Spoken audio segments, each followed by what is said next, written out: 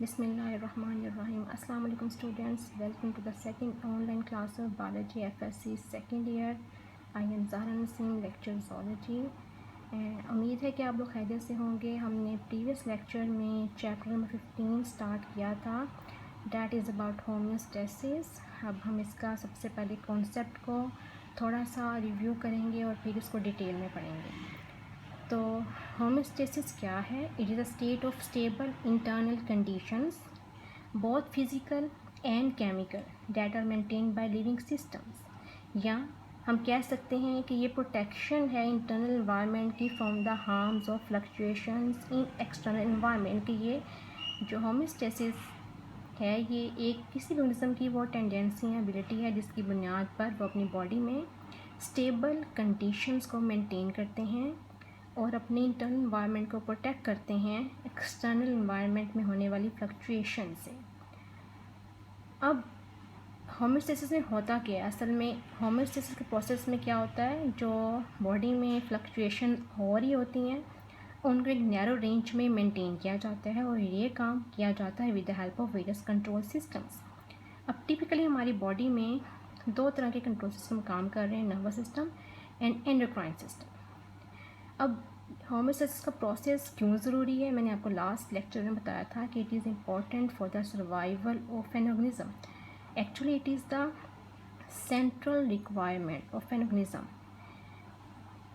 ताकि वो इन्वायरमेंट में होने वाली तब्दीलियों के मुताबिक अपने आप को अडेप्ट कर सके और सर्वाइव कर सके। अगर ऐसा करने में नाकाम होगा तो वह सर्वाइव नहीं कर पाएगा। अब हम पढ़ते हैं examples of homeostasis in human body में कौन कौन सी होम्योस्टेटिक प्रोसेसेस हो रहे हैं। तो there is regulation of water and solutes in the body, regulation of blood sugar level, regulation of body temperature, functioning of immune system. हमारी body में immune system काम कर रहा है। ये क्या करता है? हमारी बॉडी में आने वाले डिफरेंट पैथोजेंस को किल करता है, हमारी बॉडी को प्रोटेक्ट करता है ताकि हमारी बॉडी जो है नॉर्मल फंक्शन कर सके। इसी तरह हमारी बॉडी में ब्लड प्रेशर को रेगुलेट किया जा रहा है। This is regulation of pH in the body, regulation of carbon dioxide and oxygen amount in the body. Different तरह के होम्योस्टेटिक प्रोसेसेस हैं जो हमारी बॉडी में चल रहे हैं। अब इन सब प्रोसेसेस में जो सबसे ससेप्टेबल कंपोनेंट्स हैं इंटरनल इन्वायरमेंट में, जो कि ज़्यादा मुतासिर होते हैं एक्सटर्नल इन्वायरमेंट में होने वाली चेंजेस से, वो तीन हैं। वो तीन कंपोनेंट्स कौन कौन से हैं? These are water, solute and temperature. अब वाटर की रेगुलेशन और सल्यूट की रेगुलेशन को हम क्या कहते हैं? हम इसको कहते हैं ऑस्मो रेगुलेशन। इसी तरह टेम्परेचर की मेंटेनेंस को in with in a tolerable range is called thermo regulation. इसके अलावा हमारी बॉडी में एक बहुत इंपॉर्टेंट प्रोसेस हो रहा है, इसे हम कहते हैं excretion. Excretion is a mechanism which eliminates nitrogenous waste from the body. हमारी बॉडी में वेस्ट मेटाबॉलाइट्स पैदा हो रहे होते हैं क्योंकि हमारी बॉडी में मेटाबॉलिज्म हो रही है। तो जो वेस्ट मेटाबॉलाइट बॉडी में पैदा हो रही है, इसको एक्सक्रीट करने का जो प्रोसेस है इसको हम कहते हैं एक्सक्रीशन। अच्छा, अब हम बात करते हैं होम्योस्टेसिस की, कि होम्योस्टेसिस जो है वो किस किस लेवल पे मेंटेन किया जा रहा होता है। तो हमने, आपको याद होगा, फर्स्ट ईयर के फर्स्ट चैप्टर में हमने लेवल ऑफ ऑर्गेनाइजेशंस पढ़े थे, जिसमें हमने पढ़ा था सबसे बेसिक लेवल के atomic level is the basic level. सब चीज़ें एटम्स से मिलकर बनी हुई हैं। एटम्स जो हैं वो सब एटॉमिक पार्टिकल से मिलकर बने हुए हैं और एटम्स मिलकर मॉलिक्यूल्स बनाते हैं। मॉलिक्यूल्स मिलके, स्मॉल मॉलिक्यूल्स मिलके मैक्रोमॉलिक्यूल्स बनाते हैं। अब बायो मॉलिक्यूल्स की हम बात करें, वो मॉलिक्यूल्स जो लिविंग बॉडी में पाए जाते हैं, ये मिलकर बनाते हैं ऑर्गेनेलिज़। ऑर्गेनेलिज़ मिलकर बनाती हैं सेल। सेल किसी भी ऑर्गेनिज्म की बॉडी का बेसिक यूनिट, लिविंग यूनिट है जो कि काम कर रहे हैं। तो होम्योस्टेसिस जो है उसको मेंटेन किया जाता है सबसे पहले सेल लेवल पे। देन सेल मिलके बनाते हैं टिश्यूज़, टिश्यूज़ मिलके बनाते हैं ऑर्गन्स, ऑर्गन मिलके बनाते हैं ऑर्गन सिस्टम्स, ऑर्गन सिस्टम मिलके बनाते हैं एक पूरा इंडिविजुअल या ऑर्गेनिज्म। तो होम्योस्टेसिस जो है उसे हर लेवल पे मेंटेन किया जाता है, from cell level to organism level. अच्छा, अब हम सेल की बात करें तो सेल को हम देखते हैं कि सेल जो है उसकी एक आउटर बाउंड्री होती है, उसको हम कहते हैं प्लाज्मा मेम्ब्रेन या सेल मेम्ब्रेन। ये जो सेल मेम्ब्रेन है ये एक सेमी परमिएबल मेम्ब्रेन है।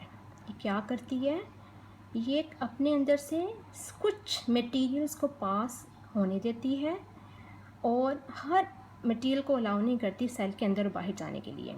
इसका मतलब है सेल मेम्ब्रेन के अंदर साइटोप्लाज्म का ख़ास कंपोजिशन होती है और ये कंपोजिशन जो होती है इसमें जो सल्यूट्स होते हैं, जो वाटर वगैरह की अमाउंट होती है वो बाहर मौजूद फ्लूइड के अमाउंट से डिफरेंट होती है। अब सेल के अंदर जो फ्लूइड पाया जाता है उसे हम कहते हैं इंट्रासेलुलर फ्लूइड, और सेल के बाहर जो फ्लूइड होता है उसे हम कहते हैं एक्स्ट्रा सेलुलर फ्लूइड। ये दो तरह का होता है। प्लाज्मा होता है जो कि ब्लड का कंपोनेंट है, इंटरस्टिशियल फ्लूइड होता है जो कि सेल्स के गिर्द पाया जाता है। तो हमारे सेल्स भी सेल लेवल पे होमोसिस को मेंटेन करते हैं, अपने अंदर ख़ास किस्म की सल्यूट एंड वाटर और डिफरेंट तरह के मेटाबॉलिट्स की कंपोजिशन को मेंटेन करते हैं ताकि प्रॉपर तरीके से अपना काम कर सकें। अच्छा, अब हम बात करते हैं होमोस्टेसिस की। मैंने आपको जैसे पहले बताया कि ये जो प्रोसेस है इसमें एक फिक्स अमाउंट में फैक्टर्स को नहीं रखा जाता, बल्कि फैक्टर्स जो हैं वो फ्लक्चुएट करते हैं, लेकिन उस फ्लक्चुएशन को एक नैरो रेंज में मेंटेन किया जाता है। ये इंपॉर्टेंट है बॉडी की फंक्शनिंग के लिए। जैसा कि अब हम इस वाटर के एग्जांपल से समझते हैं कि हमारी बॉडी में वाटर के लेवल को कैसे कंट्रोल किया जाता है। अगर आप देखें कि अब पानी की जो अवेलेबिलिटी है वो बहुत वेरी करती है। कई दफ़ा पानी की सब अवेलेबिलिटी बहुत होती है, पानी ज़्यादा मिकदार में होता है, कई दफ़ा बॉडी को पानी जो है वो एडिक्वेट अमाउंट में नहीं मिल पाता। तो जब आप पानी पीते हैं तो आपकी बॉडी में ब्लड वाटर लेवल राइज़ कर जाता है। अब ब्लड वाटर लेवल जब राइज़ करता है तो आपकी किडनीज क्या करती हैं, ज़्यादा अमाउंट में यूरिन प्रोड्यूस करती हैं और आपको ज़्यादा यूरिन आता है। इससे क्या होता है, आपका ब्लड बॉडी का वाटर लेवल फॉल कर जाता है और नॉर्मल बॉडी वाटर लेवल को अचीव कर लिया जाता है। इसी तरह जब आपकी बॉडी का वाटर लेवल जो है वो फॉल हो जाता है, आप वो पसीना वगैरह आता है, तो क्या होता है, किडनीज जो होती हैं वो लेस अमाउंट में यूरिन प्रोड्यूस करती हैं और आप थर्स्टी फील करते हैं। इससे क्या होता है, आप पानी पीते हैं, इसके अलावा यूरिन लेस प्रोड्यूस होने से आपकी बॉडी में वाटर लेवल दोबारा राइज़ कर जाता है और नॉर्मल बॉडी वाटर लेवल को अचीव कर लिया जाता है। तो इसका मतलब हमारी बॉडी में जो डिफरेंट तरह के कंपोनेंट्स हैं, फैक्टर्स हैं, उनको एक नैरो रेंज में या एक ख़ास रेंज में मेंटेन किया जाता है।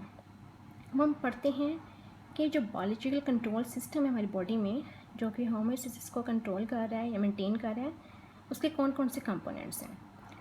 तो आमतौर पर किसी भी बायोलॉजिकल कंट्रोल सिस्टम के 3 कंपोनेंट्स होते हैं। These components are receptor, control centre and effector.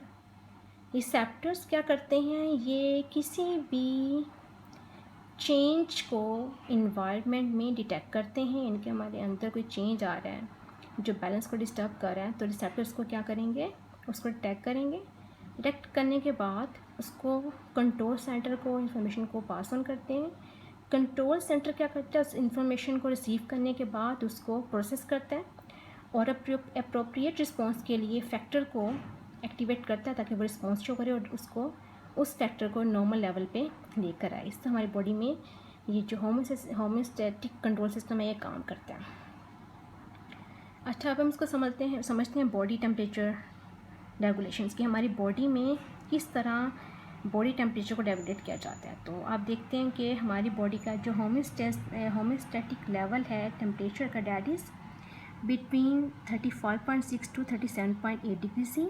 जब इसमें कोई इम्बैलेंस आता है, अगर वो इंक्रीज़ हो रहा है बॉडी टेम्परेचर, तो क्या होता है, हमारे ब्रेन में एक रीजन है हम कहते हैं हाइपोथैलेमस, एक्टिवेट हो जाता है। ये क्या करता है, ये बॉडी में हीट लॉस के प्रोसेस को इनिशिएट कर देता है।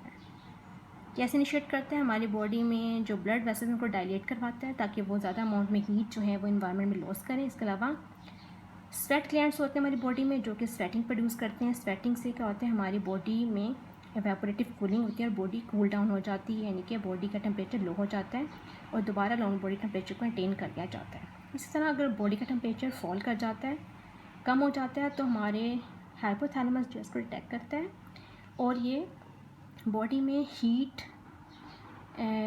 प्रोड्यूस करने वाले जो प्रोसेस हैं उनको इनिशिएट करता है, यानी कि ये हमारी बॉडी में के ब्लड वेसल्स जो हैं इनको कंस्ट्रिक्ट करवाता है ताकि वो स्किन की तरफ ज़्यादा ना जाएं। स्किन में जाएंगे तो एनवायरनमेंट में हीट लॉस होगी, तो उनको कंस्ट्रिक्ट करवाता है ताकि हमारी जो ब्लड वेसल्स हैं वो अपने अंदर मौजूद ब्लड में मौजूद हीट को कंजर्व करें। इसके अलावा मसल्स जो हैं इनको पैगाम जाता है कि शिवरिंग करना शुरू कर दें। शिवरिंग थर्मोजेनेसिस स्टार्ट कर दी जाती है, इनकी आपको कपकपी तारी हो जाती है। और ये जो मैकेनिज़म्स हैं क्या करते हैं, बॉडी टेम्परेचर को दोबारा नॉर्मल लेवल पे ले आते हैं। अच्छा, अब ये सारा जो मैकेनिज़्म है, ये होम्योस्टैटिक प्रोसेस है, ये इसका एक फीडबैक कंट्रोल सिस्टम के ज़रिए या मैकेनिज़्म के ज़रिए इसको कंट्रोल किया जाता है। यानी कि अगर हम इसको समझना चाहें तो it is a control of a biological reaction by the end product that reaction. यानी कि जब हमारी बॉडी में कंडीशंस वेरी करती हैं फ्रॉम द सेट पॉइंट, तो इस चेंज को डिटेक्ट करते हैं रिसेप्टर्स उसको देते हैं, उस इंफॉर्मेशन को पास ऑन करते हैं to the integrating centre brain से वो जाता है फैक्टर्स की तरफ। फैक्टर क्या करते हैं, करेक्टिव मैकेनिज़्म को एक्टिवेट कर देते हैं। अब करेक्टिव मैकेनिज़्म क्या करता है, दोबारा उसको जो है कंडीशंस को रिटर्न करता है टुवर्ड द सेट पॉइंट। जब कंडीशंस सेट पॉइंट पर रिटर्न हो जाती हैं तो वो करेक्टिव मैकेनिज़्म को स्विच ऑफ करती हैं। This is actually the negative feedback control.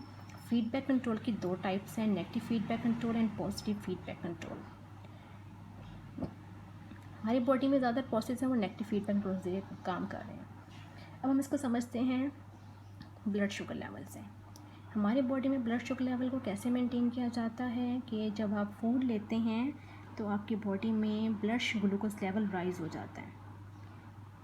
जब ब्लड ग्लूकोज लेवल राइज़ होता है तो पैंक्रियाज जो होते हैं बॉडी ब्लड में इंसुलिन प्रोड्यूस करती है। इंसुलिन क्या करती है, ये ग्लूकोज को ब्लड में से रिमूव करवाती है, उसको सेल्स को अपटेक करवाती है और लीवर में उसको जो है वो स्टोर करवाती है। इससे ब्लड शुगर लेवल दोबारा नॉर्मल में आ जाता है। और जब ऐसा होता है यानी कि ब्लड का नॉर्मल शुगर लेवल अटेन कर लिया जाता है तो मज़ीद इंसुलिन की प्रोडक्शन को इनहिबिट कर दिया जाता है। It is example of negative feedback control. अच्छा, अब हम फर्स्ट होम्योस्टैटिक प्रोसेस के बारे में डिटेल में पढ़ेंगे, osmoregulation. Osmoregulation is the process of maintaining salt and water balance, या हम कह सकते हैं osmotic balance between organism and it's environment. अगर आप सेल्स को देखें तो हमारे जो सेल्स हैं इनमें बहुत ज़्यादा अमाउंट में वाटर पाया जाता है। वाटर सेल का बहुत सारा पार्ट बना रहा है क्योंकि एक सॉल्वेंट के तौर पर एक्ट कर रहा होता है, और हर सेल में वाटर की अमाउंट सल्यूट के अमाउंट के रिलेटिवली स्पेसिफिक होती है। अगर इस सेल्स को देखा जाए तो सेल्स जो होते हैं वो तीन तरह की एक्सटर्नल एनवायरनमेंट को फेस कर रहे होते हैं, hypotonic environment, isotonic environment and hypotonic environment. Hypotonic environment में क्या होता है, सेल्स जो होते हैं उनके बाहर सल्यूट की अमाउंट ज़्यादा होती है as compare to inside of the cell. इसकी वजह से क्या होता है, वाटर सेल में से निकल के बाहर चला जाता है और वाटर और सेल्स जो है वो श्रिंक कर जाते हैं। आइसोटोनिक सोल्यूशन में क्या होता है कि क्योंकि अंदर और बाहर सेल के अंदर और बाहर इन्वायरमेंट में सल्यूट की मिकदार सेम होती है तो there is no net gain और लॉस ऑफ वाटर। सेल की शेप मेंटेन रहती है, सेल में वाटर और सल्यूट्स की अमाउंट जो है वो बैलेंस रहती है। जबकि हाइपोटोनिक सोल्यूशन में एनवायरनमेंट में क्या होता है कि सेल के बाहर पानी की अमाउंट ज़्यादा होती है as compare to the inside of the cell, जिसकी वजह से पानी जो है वो सेल के अंदर जाता है बाहर से और सेल स्वेल कर जाता है और ये बस्ट भी हो सकता है। तो इसमें आइडियल सिचुएशन जो होती है वो होती है आइसोटोनिक इन्वायरमेंट। लेकिन ये दोनों टाइप की इन्वायरमेंट जो होती हैं वो सेल के लिए नुकसानदेह होती हैं और सेल को अपने आप को इन इन्वायरमेंट्स में मेंटेन करना पड़ता है। अच्छा, अब हम पढ़ते हैं osmoregulation in plants. Osmoregulation in plants जो हैं हमें पता है कि डिफरेंट तरह की हैबिटेट्स में पाए जाते हैं। कुछ एक्वेटिक प्लांट्स होते हैं, कुछ मॉडरेट सप्लाई वाटर में पाए जाते हैं और कुछ जो होते हैं वो सीवियरली ड्राई कंडीशन में पाए जाते हैं। हैबिटेट की बुनियाद पर हम प्लांट्स को डिफरेंट ग्रुप्स में डिवाइड करते हैं। इनमें आते हैं हाइड्रोफाइट्स, ये वो प्लांट हैं जो कि फ्रेश वाटर हैबिटेट में रहते हैं। मीज़ोफाइट्स, ये वो प्लांट हैं जो कि मॉडरेट सप्लाई वाटर में रहते हैं। ज़ीरोफाइट्स, वो प्लांट्स जो कि ड्राई हैबिटेट्स में रहते हैं जैसे कि डेजर्ट वगैरह में। और हेलोफाइट्स जो कि सॉल्टी हैबिटेट में रहते हैं जैसा कि ओशंस में रहने वाले प्लांट्स। अब इनको वन बाय वन स्टडी करेंगे। हेलोफाइट्स क्योंकि आपके चैप्टर में इस बुक में नहीं है तो मैं इसको नहीं इंक्लूड कर रही, लेकिन मैंने आपको थोड़ा इसके बारे में बता दिया। अच्छा, हम स्टार्ट करते हैं हाइड्रोफाइट्स से। हाइड्रोफाइट्स जैसे नाम से पता चला, hydro means water, fights mean plants. वो प्लांट्स जो कि फ्रेश वाटर हैबिटेट में रहते हैं। अच्छा, अब फ्रेश वाटर हैबिटेट में रहने की वजह से इनमें किस तरह की मुश्किलात का इनको सामना करना पड़ता है कि इनके सेल्स के अंदर पानी की मिकदार ज़्यादा होती है, तो ये अपनी बॉडी से अपने अंदर से एक्सेस वाटर को रिमूव करने के लिए इनमें कुछ अडेप्टेशन हैं। They have large surface area to transpire excess water. इनमें एक्सेसिव स्टोमेटा होते हैं जो कि लीव्स की अपर सरफेस पे होते हैं ताकि ज़्यादा से ज़्यादा पानी जो है इन्वायरमेंट में लॉस हो सके।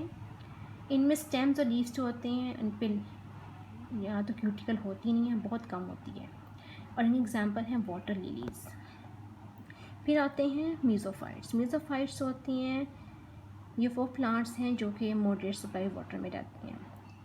ये अपने अंदर रेट ऑफ रेस्पिरेशन को कंट्रोल कर सकते हैं। अगर इनको पानी ज़्यादा मिकदार में मिले तो ये क्या करते हैं, स्टोमेटा को ओपन कर रखते हैं ताकि एक्सेस वाटर को इन्वायरमेंट में लॉस कर सकें, और अगर इनको पानी कम मिले तो स्टोमेटा को बंद कर देते हैं ताकि एक्सेसिव वाटर लॉस ना हो, पानी को कंजर्व करते हैं। एग्जाम्पल में ब्रासिका आते हैं, रोज़ एंड मैंगो।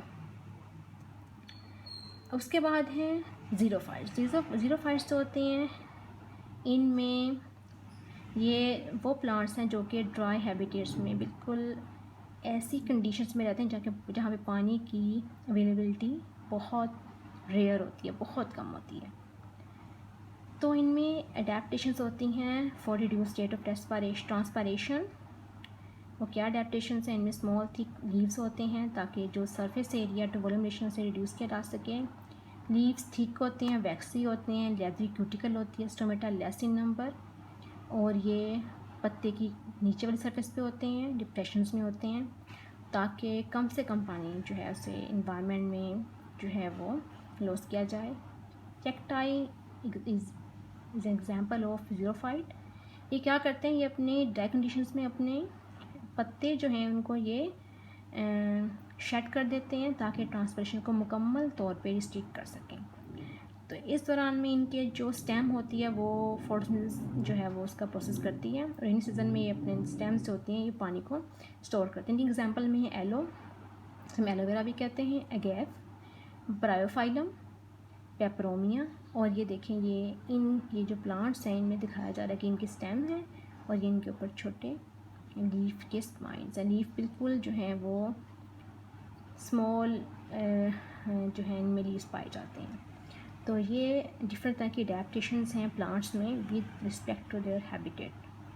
अच्छा, आपके लिए इतना लेक्चर आई थिंक काफ़ी है। अब बाकी जो डिटेल है वो मैं इंशाल्लाह नेक्स्ट लेक्चर में आपको बताऊंगी। अल्लाह हाफ़िज़।